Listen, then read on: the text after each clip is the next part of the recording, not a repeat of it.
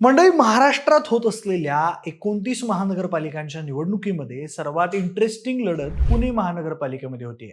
यावेळची पुण्यातील निवडणूक अनेक अर्थांनी वेगळी ठरतीये, कारण प्रस्थापित आघाड्यांऐवजी पुण्यात अनेक विचित्र आणि बहुरंगी समीकरणं पाहायला मिळत आहेत. परस्पर विरोधी आघाड्या, स्वबळावर लढत असलेले भाजपा शिंदे गटासारखे पक्ष, राष्ट्रवादीच्या दोन्ही गटांची अखेरच्या क्षणी झालेली आघाडी, काँग्रेसनं ठाकरे गट आणि मनसेला सोबत घेत केलेली आघाडी, निष्ठावंतांची तिकीटं कापल्यानं आणि बाहेरून आलेल्यांना मोठ्या प्रमाणावर उमेदवारी दिल्यानं निर्माण झालेली नाराजी, पाडापाडीची आव्हानं, यामुळे पुणे मनपा निवडणुकीत एक वेगळंच चित्र निर्माण झालंय. भाजपा, शिंदे गट आणि अजित पवार गट हे राज्यात महायुती सरकारमध्ये एकत्रित सहभागी असलेले पक्ष पुण्यात एकमेकांविरोधात लढतायत. येथे अखेरपर्यंत जागा वाटप आणि चर्चेचं गुऱ्हाळ सुरू राहिल्यानंतरही भाजपा आणि शिंदे गटाची युती अखेरीस झालीच नाही. परिणामी आता शिंदे गटानं भाजपा विरोधात दंड थोपटले, तर दुसरीकडे अजित पवार गटाने अनेक तर्कवितर्कांनंतर थेट शरद पवार गटासोबतच आघाडी केली. आश्चर्याची बाब म्हणजे मुंबईत मनसेला आघाडी करण्यास नकार देणाऱ्या काँग्रेसनं पुण्यात मात्र ठाकरे गटासोबत मनसेलाही सोबत घेतलंय. तर पुणे महानगरपालिकेमधील सत्तेचा प्रमुख दावेदार असलेल्या भाजपामध्ये निष्ठावंतांना उमेदवारी नाकारून बाहेरून आलेल्या अनेकांना तिकिटाचं मुखहस्ते वाटप झाल्यानं कमालीची नाराजी पसरलेली आहे. अशा परिस्थितीत होत असलेल्या पुणे महानगरपालिकेच्या निवडणुकीमध्ये सध्या काय चित्र आहे, इथल्या प्रचारात कोणते मुद्दे चर्चेत आहेत, आघाडी युती आणि स्वबळावर लढणाऱ्या भाजपा शिंदे सेना यांच्यापैकी कुणाचं पारडं जड आहे, याचाच घेतलेला हा सविस्तर आढावा. नमस्कार, मी प्रथमेश आणि तुम्हाला तर माहिती आहे आपला विषयच भारी. मंडळी, राज्यातल्या सर्व महानगरपालिकांच्या आकारमानाचा विचार केल्यास पुणे महानगरपालिका ही राज्यातील दुसऱ्या क्रमांकाची सर्वात मोठी महानगरपालिका आहे. येथील नगरसेवकांची संख्या सुमारे 165 असून पुणे महानगरपालिका क्षेत्रातून 8 आमदार निवडून येतात. त्यामुळे मुंबईप्रमाणेच पुणे महानगरपालिकेची निवडणूक सुद्धा सर्व राजकीय पक्षांसाठी प्रतिष्ठेची बनलेली आहे. पुणे महानगरपालिकेमध्ये बरीच वर्ष काँग्रेस आणि नंतर राष्ट्रवादी काँग्रेसचं वर्चस्व राहिलेलं आहे. मात्र 2017च्या महानगरपालिका निवडणुकीत स्पष्ट बहुमत मिळवत भाजपानं इथं आपली सत्ता आणली होती. मात्र यावेळी पुण्यामध्ये बहुरंगी लढत होत असल्यानं निवडणुकीतील रंगत वाढली आहे. पुणे महानगरपालिकेत स्वबळावर लढणारे पक्ष, आघाडी आणि युतीची मांडणी, जागा वाटपाचे सोपस्कार आणि उमेदवारांची घोषणा केल्यानंतर काही प्रमाणात या निवडणुकीचं चित्र स्पष्ट होऊ लागलं आहे. पुण्यामध्ये यावेळी स्वबळावर लढणारा भाजपा आणि अजित पवार आणि शरद पवार गटांची आघाडी यांच्यात मुख्य लढत होत असल्याचं चित्र दिसत आहे. तर काँग्रेस, ठाकरे गट आणि मनसे यांच्या युतीमुळे तिसरा प्रबळ पर्याय रिंगणात उतरला आहे. याबरोबरच स्वबळावर लढत असलेल्या शिंदे गटानेही काही ठिकाणी मोठं आव्हान उभं केलंय. पुण्यामध्ये प्रमुख पक्ष असलेला भाजपा स्वबळावर निवडणूक लढवत आहे. जवळपास सर्वच जागांवर भाजपाकडून उमेदवार देण्यात आले आहेत. मात्र काही ठिकाणी परंपरागत आणि निष्ठावंत उमेदवारांना उमेदवारी नाकारली गेल्यानं, तसेच बाहेरून आलेल्यांना संधी देण्यात आल्यानं पक्षामध्ये मोठ्या प्रमाणावर असंतोष दिसतोय. महापालिका निवडणुकीच्या तोंडावर इतर पक्षातील नेत्यांना आणि नेत्यांच्या मुलांना भाजपामध्ये प्रवेश देऊन त्यांना उमेदवारी दिल्यानं अनेक निष्ठावंतांना डावलण्यात आलाय. डावलण्यात आलेल्यांपैकी काहींनी अजित पवार गटात प्रवेश करून उमेदवारी पदरात पाडून घेतली आहे, तर काहींनी अपक्ष उमेदवारी अर्ज भरले आहेत. पक्षाच्या या धोरणावर अनेक जुने नेते आणि निष्ठावंतांकडून जाहीरपणे नाराजी व्यक्त केली जाते.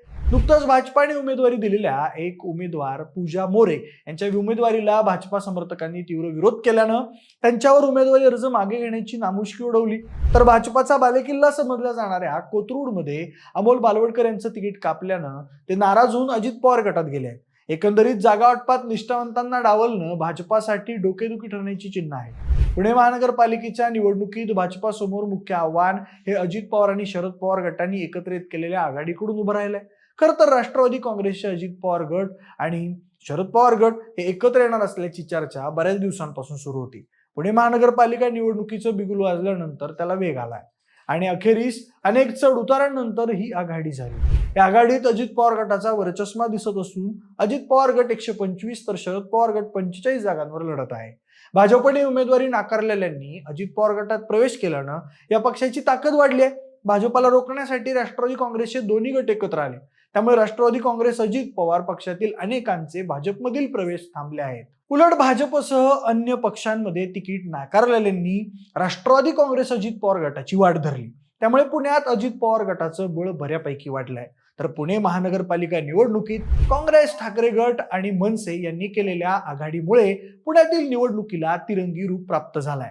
ठाकरे गटातील बहुतांश माजी नगरसेवक हे भाजप आणि शिंदे गटात गेले आहेत. त्यामुळे ठाकरे गटात मोठी पोकळी निर्माण झाली होती. परंतु माजी आमदार महादेव बाबर आणि माजी नगरसेविका कल्पना थोरवे स्वगृही दाखल झाल्यानं कात्रज कोंढवा या भागात ठाकरे गटाची ताकद पुन्हा वाढली आहे. शिवाय पहिल्यांदाच ठाकरे गट, काँग्रेस आणि मनसे हे आघाडी करून महापालिका निवडणुकीला सामोरे जात आहेत. मात्र त्याचा किती फायदा होणार हे निकालानंतरच कळेल. मात्र सध्या तरी त्यांनी मतदारांसमोर तिसरा सक्षम पर्याय उभा केला आहे. याशिवाय भाजपा सोबतची युती फिसकटल्यानंतर शिंदे गट स्वबळावर पुण्यात लढत आहे. युतीच्या चर्चा सुरू असताना शिंदे गटानं भाजपकडे 35 जागांची मागणी केली होती. मात्र भाजपाने शिंदे गटाला केवळ 15 जागा देऊ केल्या होत्या.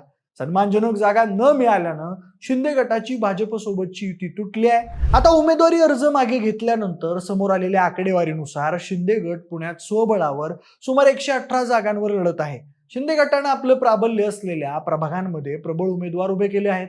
माजी आमदार रवींद्र धंगेकर यांच्या विश्वासातील काही उमेदवारांना भाजपच्या उमेदवारांसमोर उभं करण्यात आलं असून त्या माध्यमातून भाजपासमोर तगडा पर्याय उभा करण्यात आला आहे. दरम्यान पुणे महानगरपालिका निवडणुकीत यावेळी प्रचारात स्थानिक नागरी समस्यांसोबतच राज्यस्तरीय योजनांचे प्रतिबिंबही उमटताना दिसत आहे.